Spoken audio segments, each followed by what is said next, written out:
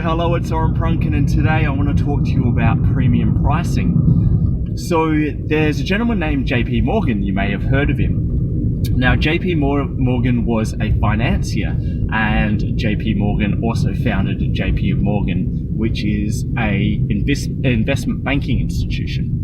Now rumor has it that JP Morgan was talking to a colleague, and the colleague wanted to buy a yacht from JP Morgan. And price came up, and JP Morgan explained to this colleague that if you have to ask the price, you can't afford it. Now this is a pretty important lesson in pricing, but also premium pricing for products and premium products.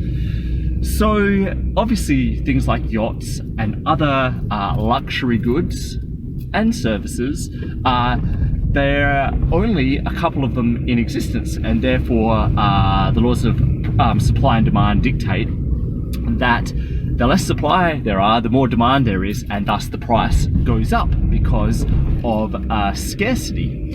Now, I also have some services that I don't advertise the price for, and it's not necessarily a case of if you have to ask, you can't afford it.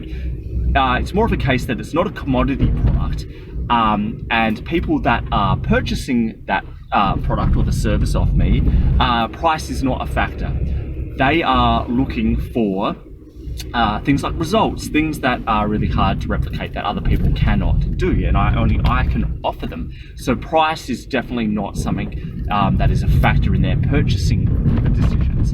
Now, if you are offering things that aren't scarce, commodities, things that all of your competitors are offering, in other words, not a yacht, because a yacht is a one-off item generally, there's only one of them, you're actually competing on price. And if you're competing on price alone, price is a race to the bottom. And there is no strategic advantage of being second cheapest in the marketplace. You're either the cheapest, or the next thing, you want to be the most expensive. There is no thing in between, because people are going to go for the cheapest if it is a commodity. So what I want you to think about with this is all of the products and services and solutions that you are offering to the market. Is it a commodity, and how do you decommodify that? And I've talked about that before, and there's various different things you can do. And obviously the one I really want to highlight in this episode is rarity or scarcity. There's only one or a couple of them, and that automatically drives up the price and makes it non-commodity because not many people can buy it. So how can you decommodify your product based on scarcity or rarity? So I really want you to think about that and how that may apply to what you are doing. So have a think about it. So you can develop a product or service that is so unique that you can ask a really high price for it, because you're not competing against everyone else, and it actually delivers value, of course.